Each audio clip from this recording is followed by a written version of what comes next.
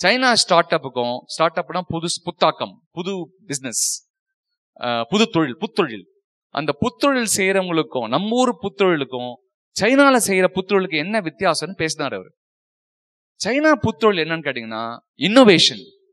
ஒரு பெரிய பிரச்சனையை, யாரும் பார்க்காத ஒரு பிரச்சனையை சால்வ் பண்றது.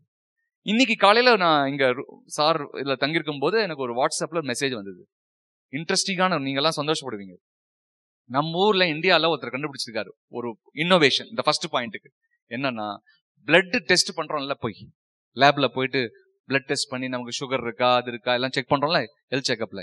இனிமே நீங்க பிளட் டெஸ்ட்டுக்கு ஊசி போட்டு எடுக்க வேண்டாம். இன்னைக்கு காலையில தான் அந்த செய்தி படிச்சேன் நான். கம்ப்யூட்டர் முன்னாடி உட்காருங்க, அப்படியே ஸ்கேன் பண்ணோம், உங்க பிளட் டெஸ்ட் எடுத்தாச்சு.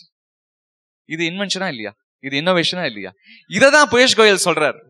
நம்ம என்ன பண்றோம், ஒருத்தர் கடை ஆரம்பிச்ச உடனே பக்கத்துல 10 கடை உருவாக்கிறோம், அந்த கடையும் காலி, நம்மளும் காலி.